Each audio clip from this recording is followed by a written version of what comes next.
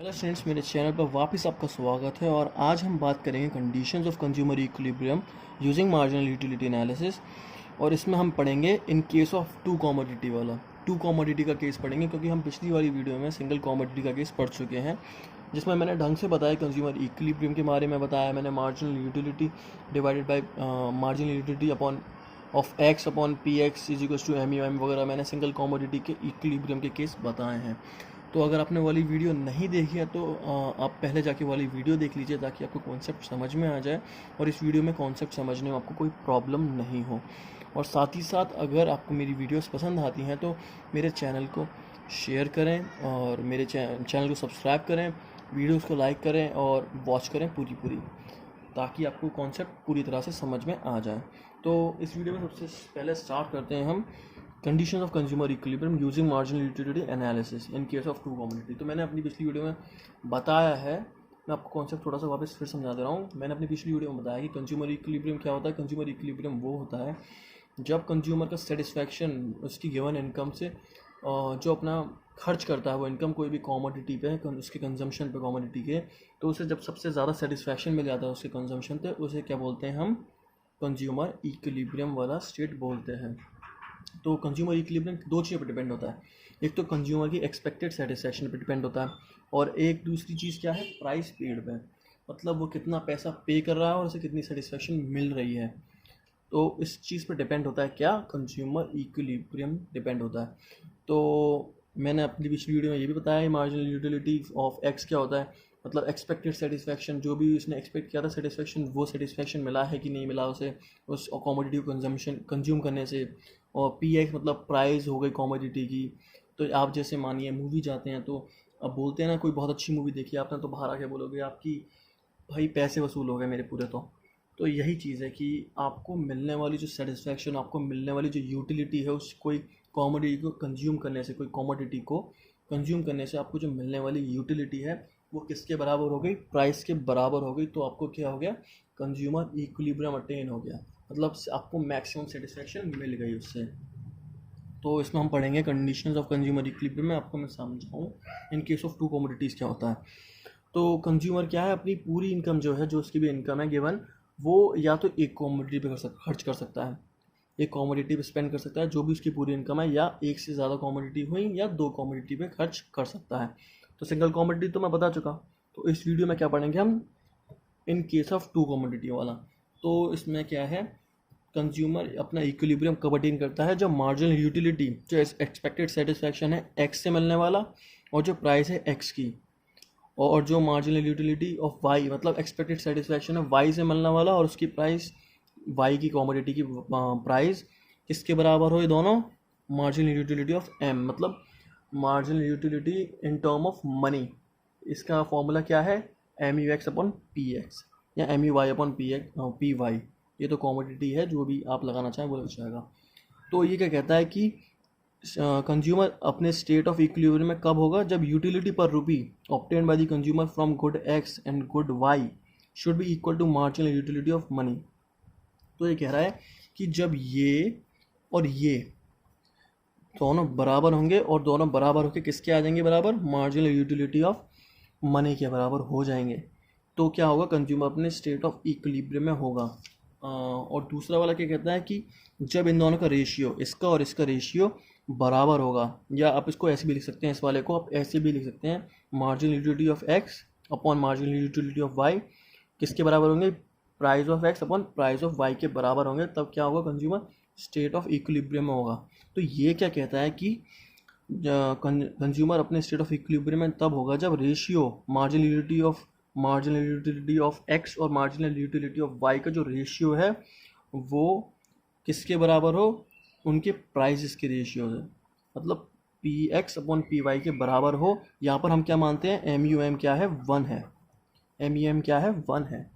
तो ये वाला पॉइंट सेम टू सेम ऊपर इसका काफ़ी ज़्यादा रिलेशन है। मतलब मानिए यहाँ पर, अब मानिए ये भी 20 है, ये भी 20 है, और ये भी 20 है, और ये भी 20 है, और ये भी 20 है।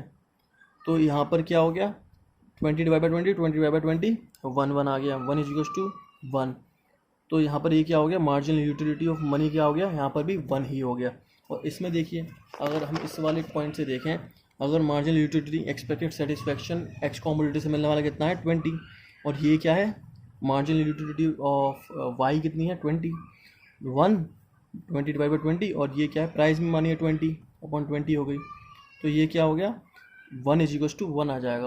और यहाँ पर मार्जिनल यूटिलिटी ऑफ मनी क्या रह जाएगा 1, इसलिए क्या बोलते हैं अगर ये इक्वल आ रहे हैं तो इसका मतलब क्या है MUM क्या हो गया 1 हो गया। तो अब हम तीसरे पार्ट से भी देख सकते हैं, जैसा भी मैंने यहाँ पे लिखा हुआ दिखाया है कि यहाँ पर MUX = PX है और MUM और MUY बराबर हैं, तो यहाँ पे भी देख सकते हैं कि MUX और MUY बराबर होंगे और PX और PY बराबर होंगे, तब MUM क्या होगा 1। मैंने आपको जैसे समझाया अभी 2020 2020 1 = 1, तो MUM क्या हो गया 1 हो गया। तो हम आगे पढ़ते हैं इसके टेबुलर रिप्रेजेंटेशन के थ्रू, जो मैंने आपको समझाया है कंज्यूमर इक्विलिब्रियम का पॉइंट, उसकी स्टेट, उसको हम पढ़ेंगे किसमें, टेबुलर रिप्रेजेंटेशन के थ्रू पढ़ेंगे। तो मानिए एक्स कॉमोडिटी की कितनी यूनिट्स हैं 5, और वाई कॉमोडिटी कितनी यूनिट्स हैं 5, और मार्जिनल यूटिलिटी जैसा मैंने बताया law of diminishing marginal utility के हिसाब से मार्जिनल यूटिलिटी जो मिलने वाली होती है एडिशनल कॉमोडिटी से वो क्या होती जाती है, कम होती जाती है। जैसा कि आप इसमें भी देख सकते हैं, ये कम है, ये ज़्यादा है, फिर कम, फिर कम, फिर कम, फिर कम, यहाँ पर भी सेम टू सेम डिमिनिशिंग होती जा रही है।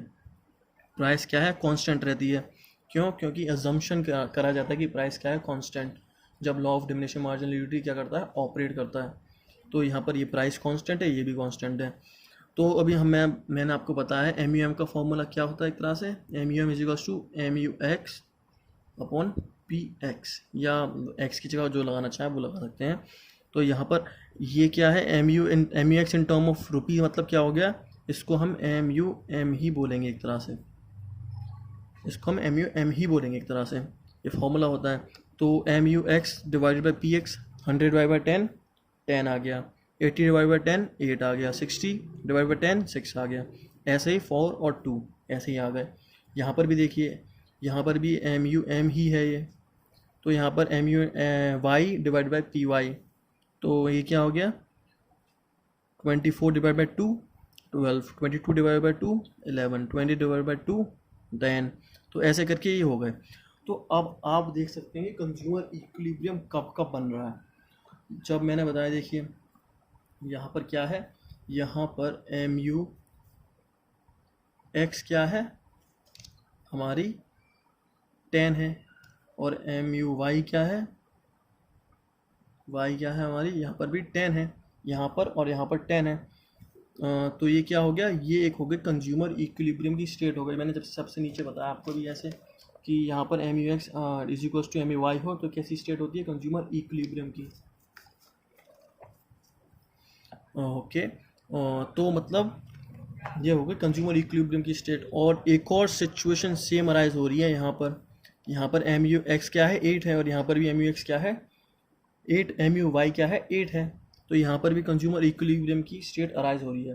तो एक ही क्वेश्चन में दो स्टेट अराइज हो रही है कंज्यूमर इक्विलिब्रियम की। तो अब हम देखेंगे इनमें से एक्चुअल वाला कंज्यूमर इक्विलिब्रियम कौन सा होगा जिसे हमें यूज़ करना है और जो बिल्कुल सही आंसर हो। तो in above schedule MUX upon PX = MUY upon PY when consumer is consuming 1 unit of goods X and 3 unit of good Y। तो आप जैसे देख सकते हैं कि जब कंज्यूमर MUX मतलब जो X कॉमोडिटी है उसकी 1 यूनिट कंज्यूम कर रहा है तो उसे 10 का सेटिस्फेक्शन मिल रहा है, और जब जो Y कॉमोडिटी है उसकी 3 यूनिट कंज्यूम कर रहा है तो उसे कितना मिल रहा है 10 का सेटिस्फेक्शन मिल रहा है। तो यहाँ पर कंज्यूमर इक्विलिब्रियम तो बनना है बट 2 अलग अलग यूनिट पे 2 अलग अलग कॉमोडिटी की, यहाँ पर 1 कॉमोडिटी ऑफ X और 3 कॉमोडिटी ऑफ Y, तब उसका कंज्यूमर इक्विलिब्रियम बनना है। और साथ ही साथ जब देखें कि 2 कॉमोडिटी ऑफ X की पे उसका 8 है सेटिस्फेक्शन और 5 कॉमोडिटी ऑफ Y की उसका कितना है सेटिस्फेक्शन 8, तो यहाँ पर भी क्या हो रहा है कंज्यूमर इक्विलिब्रियम बन रहा है। तो यहाँ पे हम अज्यूम करते हैं कंज्यूमर की क्या है इनकम 30 है, तो हमने किया है पहले फर्स्ट कॉम्बिनेशन क्या है 10 वाला जो है कॉम्बिनेशन फर्स्ट है। तो अब हम इसे देख सकते हैं, मानिए अगर उसने 1 यूनिट करी कंज्यूम, ये थोड़ा सा कॉम्प्लिकेटेड वाला है वर्जन, मैं आपको ईजी वर्जन समझा देता हूँ।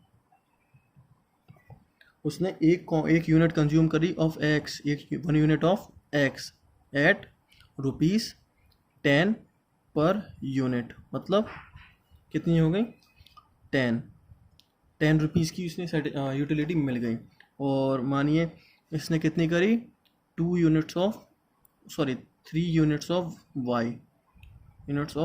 Y eight ₹2 per unit, means कितनी 6। तो यहाँ पर कितना है 16 हुआ उसका, और इनकम कितनी है 30। तो वो अपनी पूरी इनकम अभी कंज्यूम नहीं कर रहा है इन 2 यूनिट पे, इसीलिए ये वाला कंज्यूमर इक्विलिब्रियम नहीं होगा। अब हम दूसरे वाले कॉम्बिनेशन को देखते हैं। दूसरा वाला कॉम्बिनेशन क्या है हमारा, कि जब वो 2 यूनिट ऑफ एक्स कंज्यूम कर रहा है और 5 यूनिट्स ऑफ वाई कंज्यूम कर रहा है, तो भी एक कंज्यूमर इक्विलिब्रियम बनना है। और हमारी इनकम क्या है, अज्यूम करी गई है 30। तो अब देखते हैं सेकंड वाले कॉम्बिनेशन से ये हो रहा है कि नहीं, कंज्यूमर इक्विलिब्रियम बन रहा है कि नहीं। तो सेकंड कॉम्बिनेशन में देखते हैं, कंज्यूमर क्या कर रहा है, खरीद रहा है 2 यूनिट खरीद रहा है एक्स की, उसकी प्राइस क्या है 10 रुपीज़ पर यूनिट है। तो 2 यूनिट कितने की हो गई 20 की। और जो 5 यूनिट खरीद रहा है किसकी, वाई की, किस प्राइस पे 2 रुपीज़ पर यूनिट। तो उसने कितने की खरीदी 10 रुपीज़ की। तो यहाँ पर एक्चुअली में कितने खर्च कर रहा है वो 30, 20 + 10 30 खर्च कर रहा है। तो ये है कंज्यूमर इक्विलिब्रियम बन गया, और ये सेम है उसके इनकम के बराबर। यहाँ पर उसके इनकम के बराबर सेम आ रहा है, इसीलिए हम उसे कंज्यूमर इक्विलिब्रियम मानेंगे, क्योंकि उसने अपनी इनकम सिर्फ 2 कॉमोडिटी पे खर्च कर दी, 2 अलग अलग यूनिट, 2 अलग अलग कॉमोडिटी की, और उसका इक्विलिब्रियम बनना है, उसे मैक्सिमम सेटिस्फेक्शन मिल रहा है दोनों कॉमोडिटी से। तो वो क्या करेगा, वो करेगा 2 यूनिट ऑफ एक्स को कंज्यूम करेगा और 5 यूनिट ऑफ वाई को कंज्यूम करेगा। इसीलिए इससे क्या हो गया, एक कंज्यूमर इक्विलिब्रियम की स्टेट हो गई। Therefore consumer will be in equilibrium when he consume 2 units of X and 5 unit of Y. मैंने भी जैसे आपको बताया। तो ये होता है consumer equilibrium in case of 2 commodity का क्या होता है, ये ग्राफिकल रिप्रेजेंटेशन होता है। तो मैं आपको बता चुका हूँ मार्जिनल यूटिलिटी का कर्व कैसा आता है, नीचे की तरफ, ये दोनों ही नीचे आ रहे हैं। तो ये 2 कर्व जब मैच करेंगे तब वो कौन सा पॉइंट होगा, पॉइंट ऑफ इक्विलिब्रियम। तो ये हुआ मार्जिनल यूटिलिटी ऑफ वाई का कर्व, और ये हुआ मार्जिनल यूटिलिटी ऑफ एक्स का कर्व। तो ये जिस पॉइंट पे मीट कर रहे हैं उसे क्या बोलते हैं हम, पॉइंट ऑफ इक्विलिब्रियम। तो आई होप आपको ये समझ में आ गया हो। अगर आपको कोई भी क्वेश्चन उससे रिलेटेड या आपके पास कोई भी सजेशन हो, तो इट इज़ वेरी वेलकम कि आप उसे कमेंट बॉक्स में डालें। मैं उस पर ज़रूर कोई ना कोई एक्शन ज़रूर लूँगा। तो अगर आपको ये वीडियो पसंद आई हो तो आप अपने दोस्तों से भी शेयर करें, मेरी वीडियोस को लाइक करें और चैनल को सब्सक्राइब करें। Thank you and have a very nice day.